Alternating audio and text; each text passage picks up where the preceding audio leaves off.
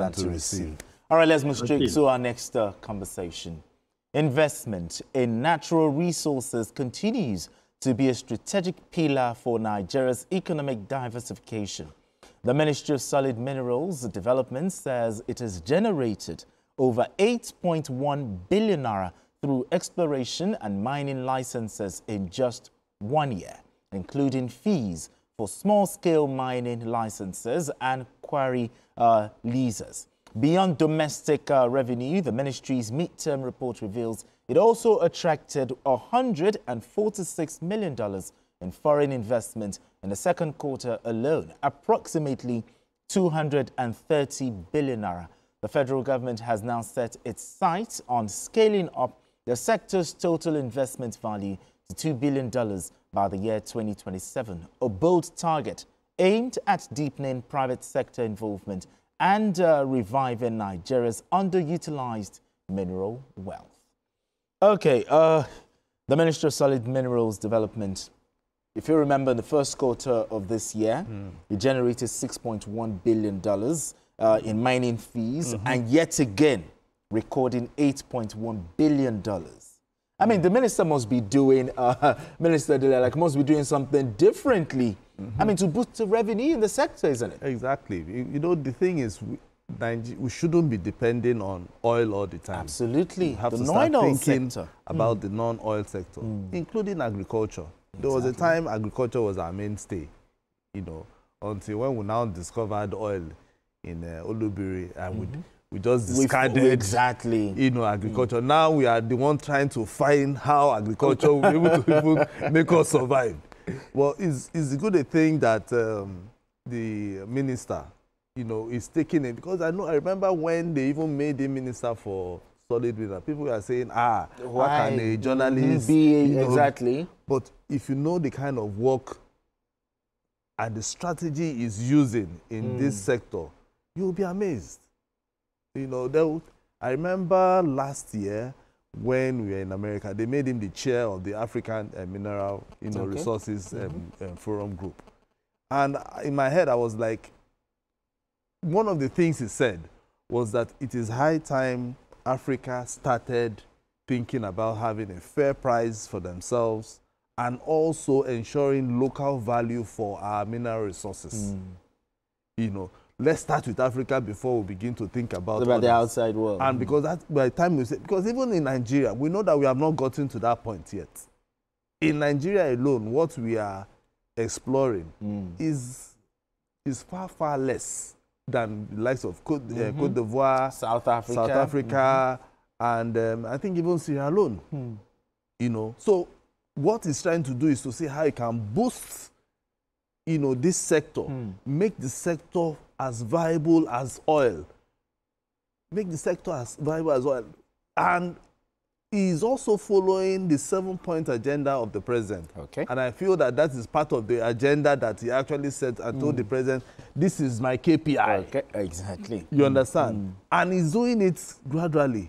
If you notice, I was trying to look at some of the things he has done, the revenues that he has made. Revenue generation has climbed to 6 billion.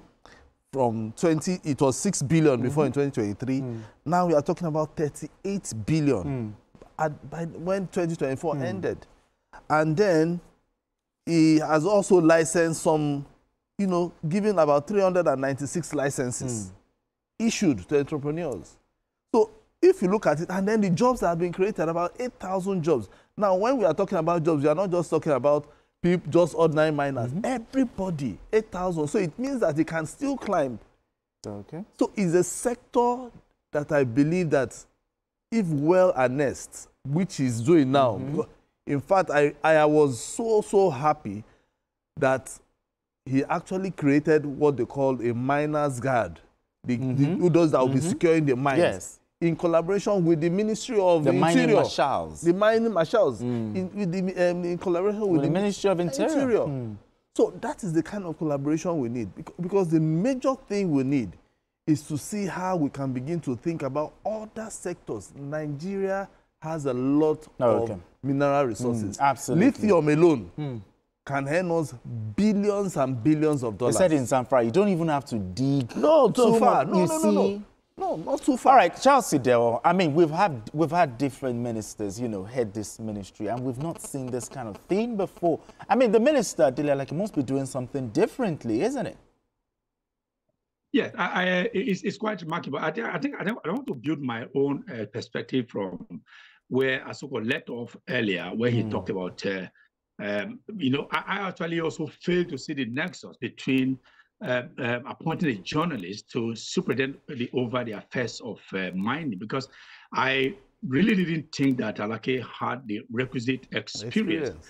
To manage mining, because, you know, us as journalists, yes, I know we are trained to know a little about everything and know everything about little things, but I mean, that's a highly technical area. But over the years, over this intervening months, he's been able to tell us that he indeed has brought in to bear something that is different from what has been there for I mean, before him.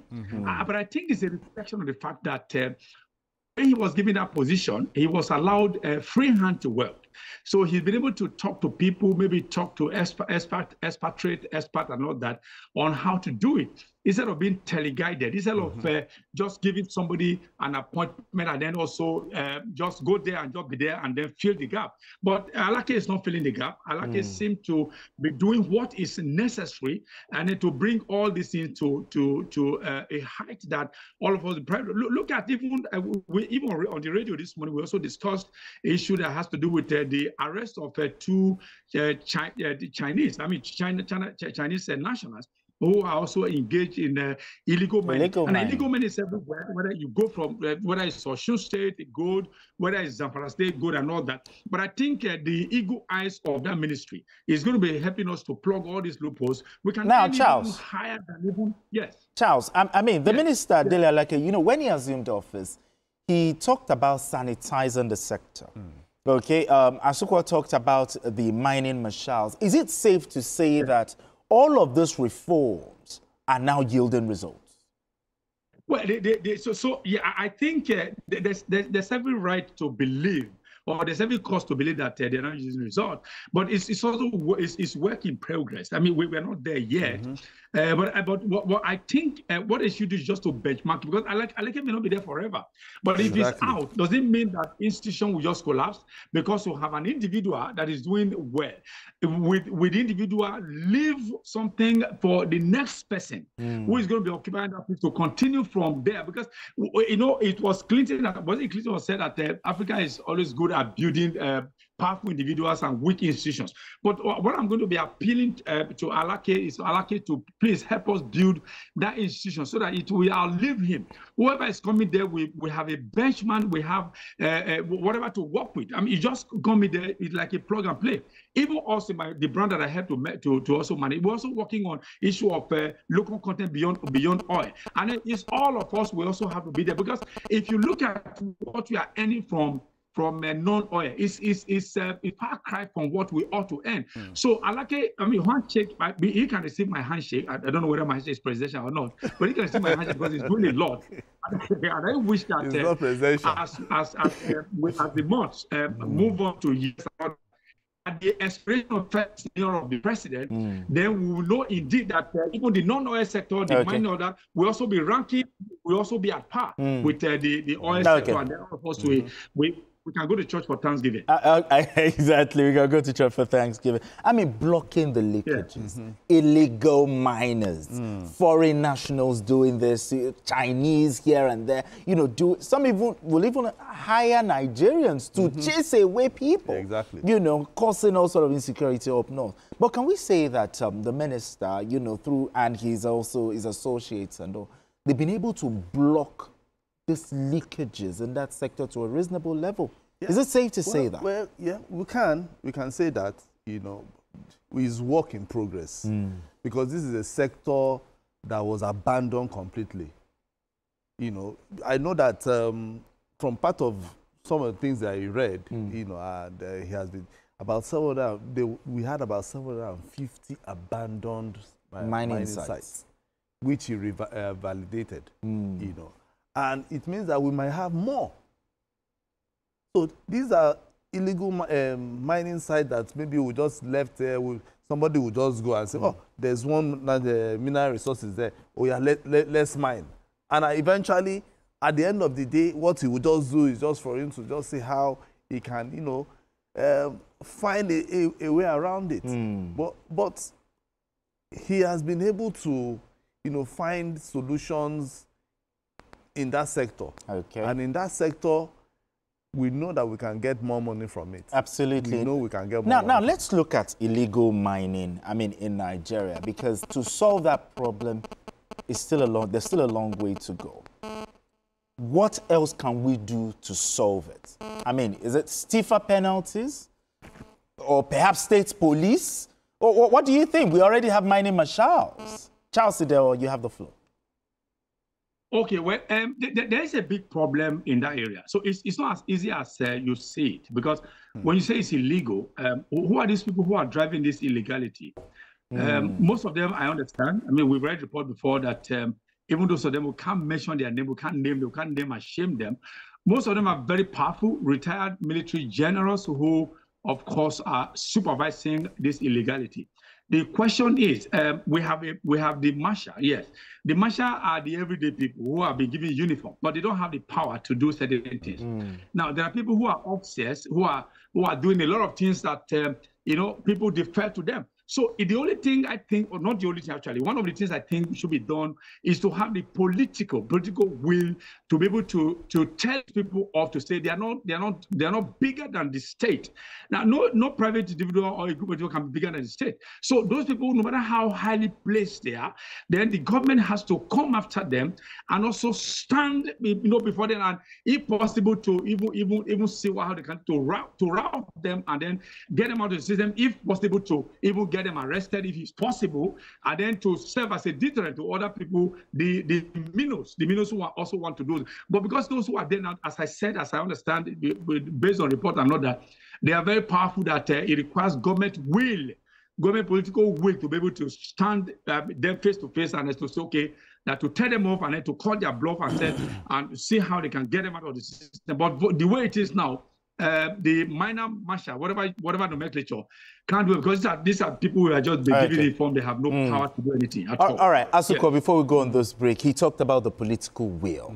The political will, and also to who are the backers of these people who perpetrate illegal mining. Do you think the president, the minister, will be able to step on big toes, just like what Nyesom Wike said? He said he likes to step on big toes. If, for instance, the president is looking at the books and is seeing what this sector is bringing, he won't mind stepping on those toes. We need to step on those toes. We now have a president who is not afraid, who is bold, is daring. He knows that, absolutely, okay, well, I can take this decision and nothing will happen. And because if you look at what we are talking about money here. Exactly. So if the president knows that every year I'm getting maybe $38 billion every year from this sector, we need to do something. We need to do, and then we know that in maybe another year we can double it, exactly. He will step on toes because he's looking at the overall interest of the country. So he will continue to do that. So what Charles just said it, the political will, and then institutionalize this ministry in such a way that after Dele Alake, it should be like the Nigerian, like the NNPC. Okay. It should be like the NNPC, whereby we can now start saying, let's maybe put it in the stock market, let people buy shares into it, let's have board of directors, and then we'll remove it and just know that we just have a ministry for ministry's sake, but we'll make it a limited liability company, whereby it will be making money for us. I believe the president can do it. I believe so too. If the minister gives him the opportunity and tells him, all right, then. Do it. All right, gentlemen, we need to go on this quick break, and when we return, the conversation continues. Don't go anywhere.